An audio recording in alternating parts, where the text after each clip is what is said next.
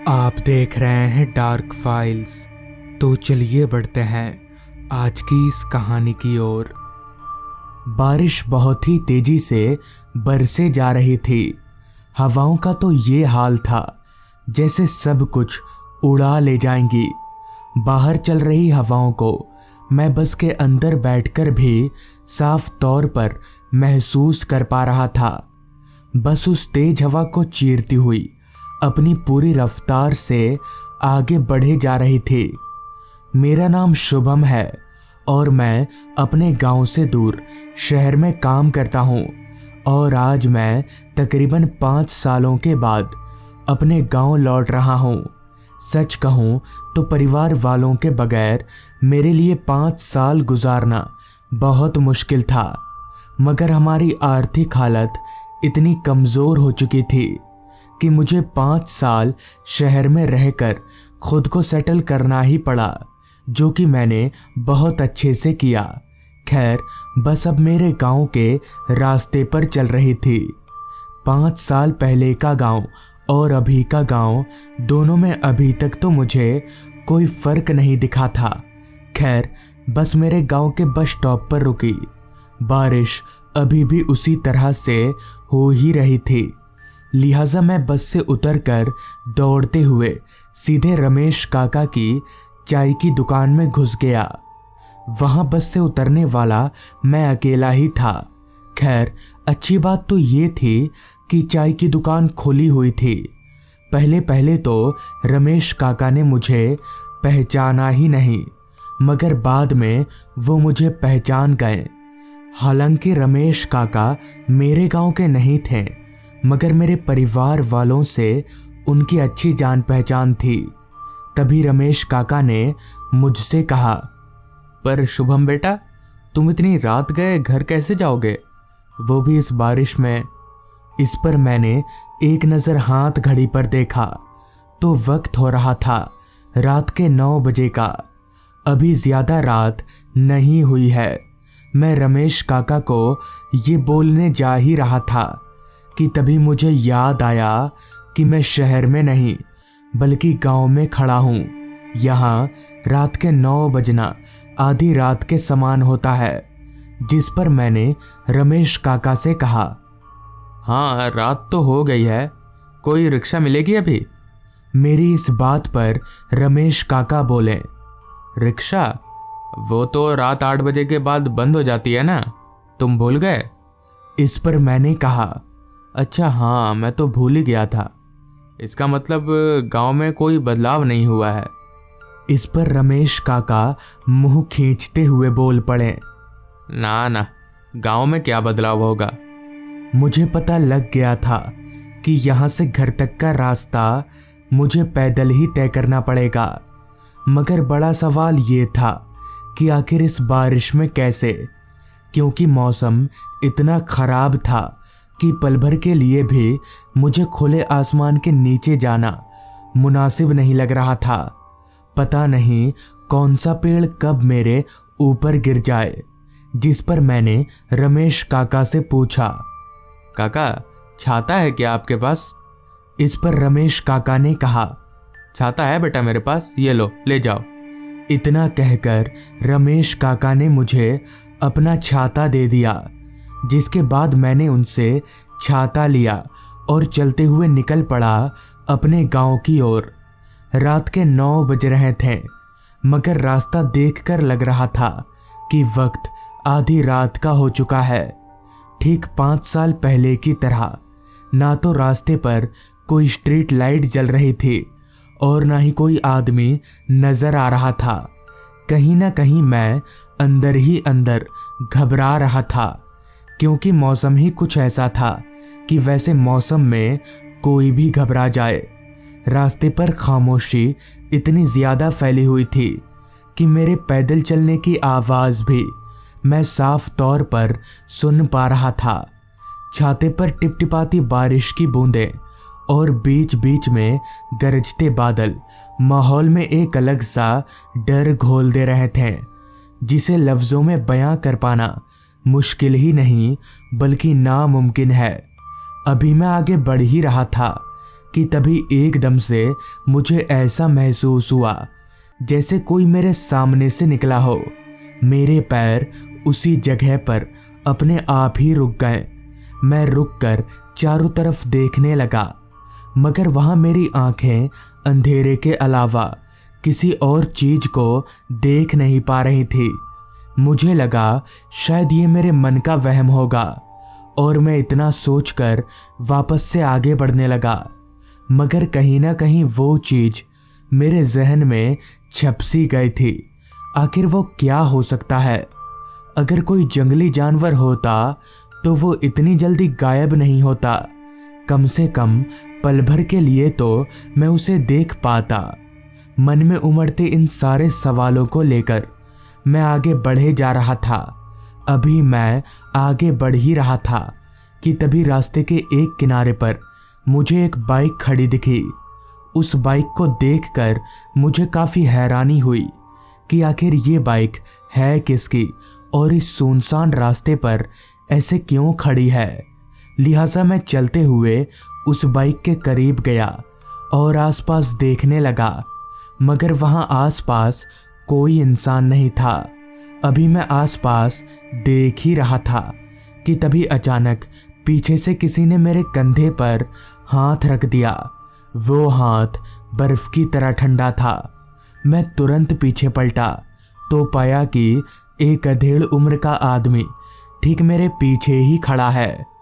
तभी उस आदमी ने मुझसे कहा, क्या हुआ, यहाँ क्या कर रहे हो? इस पर मैंने कहा, जी कुछ नहीं, बस ये बाइक देखी तो आ गया। आपकी है ये बाइक? तो इस पर उस आदमी ने कहा, जी मेरी बाइक है। आपको कहीं जाना है क्या?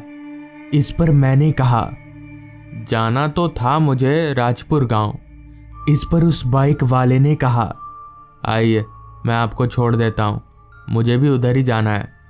मुझे भी लगा यही ठीक रहेगा, लिहाजा मैंने उस आदमी की बात मान ली और उसकी बाइक पर छाता लेकर बैठ गया।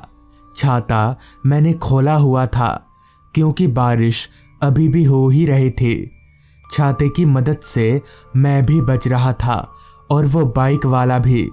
बाइक उस सुनसान रास्ते पर आगे बढ़े जा रही थी कि तभी मेरी नज़र उस बाइक चला रहे आदमी पर गई। उस आदमी के कपड़े जरा भी नहीं भीगे थे, मगर ये कैसे हो सकता है? वो आदमी तो इतनी देर से भीग रहा था। मैंने अपनी आंखों से उसे भीगते हुए देखा था, तो फिर उसके कपड़े सूखे हुए कैसे हो सकते हैं? मेरी कुछ समझ में नहीं आ रहा था। ये बात इतनी छोटी भी नहीं थी कि मैं इसे नज़रअंदाज कर दूं। कहीं ना कहीं मेरे दिमाग के एक कोने में ये बात बैठ चुकी थी। रात हर पल गहराती जा रही थी। जहां थोड़ी देर पहले तक रात के 9 बज रहे थे, वहीं अब रात के 10:30 बज रहे थे। खामोशी की चादर में पूरा रास्ता लिपटा हुआ था। रास्ते पर कोई इंसान तो दूर, जानवर तलक भी नजर नहीं आ रहा था। अभी मैं छाता पकड़कर बाइक पर बैठा ही हुआ था कि तभी मेरी नज़र बाइक के साइड मिरर पर गई, तो मैंने वहां जो देखा वो देखकर मेरे होश उड़ गए। मेरी सांसें तेजी से ऊपर नीचे होने लगीं, क्योंकि बाइक के साइड मिरर पर मुझे बाइक चलाने वाले का चेहरा नजर आ रहा था। उस आदमी का चेहरा मौत से भी ज्यादा खतरनाक था। उसकी आंखें लाल चमक रही थी और जुबान बाहर लटकी हुई थी। मुझे समझ नहीं आ रहा था कि अब मैं क्या करूं, अपनी जान कैसे बचाऊं। मैं इतना तो जान ही गया था कि अगर मैं यहाँ रुका तो मारा जाऊंगा, मगर जब तक बाइक नहीं रुकती मैं कुछ कर भी नहीं सकता था। मैं चुपचाप अपनी हिम्मत बांधे बाइक पर ही बैठा रहा, तब तक जब तक मुझे ये आवाज़ नहीं आई, आ गया आपका राजपुर गांव। इतना सुनते ही मैं फटाफट से बाइक पर से नीचे उतरा और भागते हुए सीधे अपने घर घुस गया। इस दौरान मैंने पीछे पलटकर भी नहीं देखा। फिर जब मैंने इस घटना का जिक्र घर वालों से किया तो पता चला कि आज से कुछ ही दिन पहले उस रास्ते पर एक बाइक वाले का एक्सीडेंट हो गया था। दरअसल ऐसे ही बारिश का मौसम था। उस बाइक वाले की बाइक का टायर फिसल गया, जिसकी वजह से वो उस रास्ते पर इतनी जोर से गिरा कि उसके सर पर चोट लग गई और वो वहीं पर मर गया। तब से उसी की आत्मा उसी रास्ते पर भटकती फिरती है। तो दोस्तों, ये थी आज की कहानी। अगर आपको ये कहानी पसंद आई हो तो चैनल को ज़रूर सब्सक्राइब कर लें। तो मैं आपका दोस्त आर्यन जल्द ही मिलूंगा आपसे ऐसी ही एक कहानी के साथ। दोस्तों, आज की ये कहानी विनोद की है। विनोद जो कि प्रॉपर्टी डीलिंग का काम किया करता है। उसका ये काम बड़ा ही अच्छा चल रहा था। इस काम से वो काफ़ी अच्छा खासा कमा भी रहा था। एक बार की बात है, विनोद अपने ऑफिस में बैठा कुछ काम में ही लगा हुआ था कि तभी उसके टेबल पर रखा लैंडलाइन फ़ोन बज उठा। विनोद ने तुरंत फ़ोन का रिसीवर उठाया तो सामने से आवाज़ आई। जी, मैं नीलकमल बोल रहा हूँ दीमड़ गांव से। दीमड़ गांव में मेरी एक बहुत पुरानी हवेली है, 9,500 स्क्वायर फीट में। क्या आप उसे बिकवा सकते हैं? आपको अच्छा खासा कमीशन भी मिल जाएगा मेरी तरफ से। इस पर विनोद बोला, ठीक है, पर मुझे एक बार देखना पड़ेगा आपकी हवेली को। कब आऊँ हवेली देखने? इस पर उधर से नीलकमल जी ने कहा, कल आ जाइए, मैं तो सारा दिन वहीं रहता हूँ। जिसके बाद विनोद ने नीलकमल जी से गांव का पूरा एड्रेस और फ़ोन नंबर ले लिया। विनोद काफ़ी खुश था क्योंकि अगर उसने ये डील करवा दी तो उसे बहुत फ़ायदा हो जाएगा। खैर, विनोद कल उस गांव के लिए निकलने की तैयारी में लग गया। अगली सुबह ठीक 11 बजे तक विनोद अपनी कार से उस गांव के लिए रवाना हो गया। दरअसल विनोद इतनी जल्दी इसलिए निकला था क्योंकि नीलकमल जी के मुताबिक विनोद के यहाँ से वो दीमड़ गांव लगभग 250 किलोमीटर की दूरी पर था। हालांकि विनोद अगर चाहता तो ट्रेन से भी आराम से जा सकता था, मगर ऐसे अनजान जगहों पर जहाँ वो पहली बार जा रहा हो, उसे अपनी कार से जाना ही ज़्यादा बेहतर लगता था। अब लगभग सूरज ढलने को हो गया था। विनोद अपनी मंजिल के बेहद करीब था, पर वो रास्ता भटक चुका था। वो पिछले 1.5 घंटों से एक ऐसे रास्ते पर भटक रहा था जहां अभी तक उसे कोई आदमी तो दूर परिंदा तलक भी नजर नहीं आ रहा था। उसने सोचा क्यों ना नीलकमल जी को ही एक दफ़ा फ़ोन कर लिया जाए। अभी विनोद के जहन में ये आइडिया आया ही था कि तभी सामने रास्ते पर उसे 2 लोग नजर आए। शायद वो लोग जंगल से लकड़ी काटकर वापस लौट रहे थे। लिहाजा विनोद ने अपनी कार को ठीक उन लोगों के पास रोका और उनसे पूछा, भाई साहब, ये दीमड़ गांव कहाँ है? आप जरा बता सकते हैं क्या? विनोद की बात सुनकर पहले कुछ देर तक तो वो लोग आपस में एक दूसरे का चेहरा ताकते रहे। फिर उन्होंने विनोद से जो कहा, विनोद वो सुनने के लिए शायद तैयार नहीं था। माफ़ करिएगा साहब, दीमड़ गांव ऐसा नाम का तो हमने कभी कोई गांव सुना ही नहीं इधर। विनोद के चेहरे का तो रंग ही बदल गया। उसे लग रहा था कि शायद वो किसी गलत रास्ते पर आ गया है। खैर, वो दोनों आदमी वहां से अब जा चुके थे। लिहाजा विनोद ने अपने जेब से मोबाइल फ़ोन निकाला और नीलकमल जी को फ़ोन मिलाया। थोड़ी देर फ़ोन की रिंग बजी। फिर नीलकमल जी ने फ़ोन उठाते हुए कहा, तुम सही रास्ते पर हो, उसी रास्ते पर चलते रहो और कोई ज़रूरत नहीं है बेवकूफ़ों से गांव का पता पूछने की। इतना कहकर नीलकमल जी ने फ़ोन रख दिया। विनोद की हैरानगी की कोई सीमा ना रही। उसे अपने कानों पर विश्वास नहीं हो रहा था। आखिर ऐसा कैसे हो सकता है? नीलकमल जी को पता कैसे चल गया कि विनोद ने उनसे पता पूछने के लिए फ़ोन किया है? और उन्हें ये कैसे पता चल गया कि विनोद ने थोड़ी देर पहले 2 लोगों से एड्रेस पूछा है? खैर, विनोद इस सवाल को मन में लिए नीलकमल जी के बताए मुताबिक रास्ते पर आगे बढ़ने लगा। अब तक पूरी तरह से अंधेरा पसर चुका था। शाम हो चुकी थी। चांद जमीन और आसमान दोनों पर अपनी रोशनी बिखेर रहा था। विनोद को गाड़ी चलाते हुए अब काफी समय गुजर चुका था, मगर अभी तक ना तो दीमड़ गांव आया था और ना ही कोई और गांव। मन ही मन विनोद को काफी गुस्सा आ रहा था, मगर कहते हैं ना, पैसों का लालच आदमी से कुछ भी करवाता है। विनोद भी उसी लालच तले दबा हुआ था। खैर, वो गाड़ी चलाता रहा। अभी वो गाड़ी चला ही रहा था कि तभी रास्ते के एक किनारे पर उसे एक पीले रंग का टूटा फूटा बोर्ड नजर आया, जिस पर साफ साफ अक्षरों में लिखा हुआ था, दीमड़ गांव 2 किलोमीटर। विनोद की जान में जान आई। पर एक बात ये भी अजीब थी कि जब गांव इसी तरफ था तो उन लोगों ने ऐसा क्यों कहा कि इधर दीमड़ नाम का कोई गांव ही नहीं है। विनोद को उन आदमियों पर बड़ा गुस्सा आ रहा था, ये सोचकर कि अगर वो उन लोगों की बात मानकर इस रास्ते से वापस चला जाता तो क्या होता। खैर, वो गाड़ी चलाता रहा। कुछ देर तक गाड़ी चलाते रहने के बाद विनोद को रास्ते के किनारे 2-4 घर नजर आने लगे। उन घरों को देखकर विनोद को समझ आ गया कि वो दीमड़ गांव में दाखिल हो चुका है। वो थोड़ा और आगे बढ़ा तो उसे 3-4 और घर नजर आए।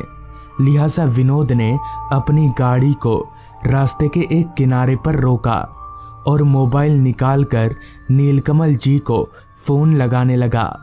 मगर हैरान कर देने वाली बात तो ये थी कि जिस नंबर पर फोन करके उसने अभी थोड़ी देर पहले नीलकमल जी से बात की थी, वो नंबर अब ऐसा बता रहा था कि सही नहीं है। विनोद को काफी अजीब लगा कि अभी थोड़ी देर पहले ही तो उसने इसी नंबर पर नीलकमल जी से बात की थी, फिर इतनी जल्दी नंबर गलत कैसे हो सकता है। विनोद को जरा भी समझ में नहीं आ रहा था। खैर, वो गाड़ी का दरवाजा खोलकर बाहर निकला। उसने सोचा नीलकमल जी फोन नहीं उठा रहे तो कोई बात नहीं, यहाँ के घरों से पूछ लेता हूँ कि उनका घर कहाँ है।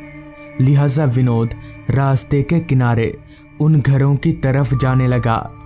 उनमें से एक घर के दरवाजे के पास जाकर विनोद ने घर का दरवाज़ा पीटा। थोड़ी देर दरवाज़ा पीटने पर एक बूढ़े से आदमी ने दरवाज़ा खोला, जिस पर विनोद ने उनसे कहा, काका, ये नीलकमल जी कहाँ रहते हैं, आपको पता है क्या? विनोद की बात पर वो बुजुर्ग आदमी कुछ नहीं बोला, बस उसे घूर घूर कर देखता रहा। विनोद को बड़ा अजीब लगा कि कहीं ये आदमी पागल वागल तो नहीं है। ऐसे अजीब तरीके से कौन घूरता है। विनोद ने फिर एक मर्तबा उस आदमी से पूछा, चाचा, नीलकमल जी का घर जानते हैं आप? मगर तब भी वो बुजुर्ग आदमी कुछ नहीं बोला। विनोद को पूरा यकीन हो गया कि जरूर ये बुजुर्ग आदमी दिमाग से हल्का है, वरना ऐसी हरकत कौन करता है। लिहाजा विनोद उस बुजुर्ग आदमी के घर के दरवाजे से हटकर दूसरे घरों की तरफ जाने लगा। मगर विनोद जैसे ही उसके दरवाजे से हटा कि तभी वो बुजुर्ग आदमी भी विनोद के साथ ही साथ अपने घर से बाहर निकल आया और विनोद के पीछे पीछे जाने लगा। विनोद को बड़ा अजीब लगा कि भला ये आदमी उसका पीछा क्यों कर रहा है, जिस पर विनोद ने उस बुजुर्ग आदमी को टोका भी, मगर फिर से ना ही उसने कोई जवाब दिया और ना ही उसने विनोद का पीछा करना बंद किया। खैर, परेशान विनोद दूसरे घर के दरवाजे पर गया और दरवाज़ा पीटने लगा। तो 2-3 बार दरवाज़ा पीटने पर इस बार एक औरत ने दरवाज़ा खोला। विनोद ने उस औरत से पूछा, आप नीलकमल जी को जानती हैं क्या? यहाँ उनकी कोई हवेली है। इस पर कुछ देर तक तो वो औरत भी विनोद को घूरती रही, मगर फिर वो बोली, जितनी जल्दी हो सके यहाँ से निकल जाइए, वरना बहुत बुरा होगा।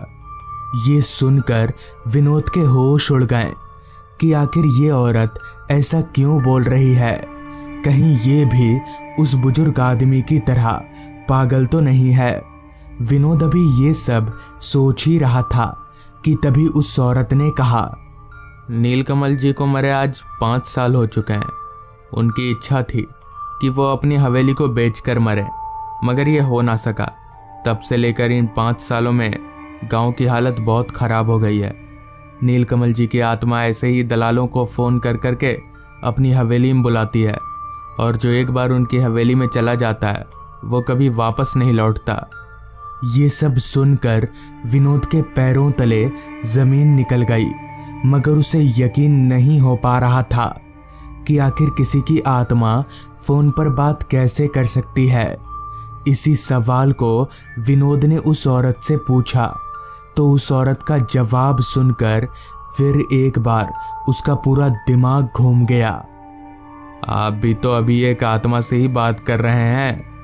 इतना कहकर उस औरत ने अपने पैरों को आगे बढ़ा दिया, तो विनोद ने देखा कि उस औरत के पैर उल्टे हैं। विनोद को पूरा मामला समझ आ गया। तभी वो जब पीछे पलटा और बुजुर्ग आदमी के पैरों को देखा तो उसके भी पैर उल्टे थे, जिसके बाद विनोद ने ना आव देखा ना ताव, वो सीधे अपनी कार में बैठा और कार घुमाकर वहां से निकल गया। मगर वो सब था क्या, ये आज तक विनोद को पता नहीं चल पाया। तो दोस्तों, ये थी आज की कहानी। अगर आपको ये कहानी पसंद आई हो तो चैनल को ज़रूर सब्सक्राइब कर लें। तो मैं आपका दोस्त आर्यन जल्द ही मिलूँगा आपसे ऐसी ही एक कहानी के साथ।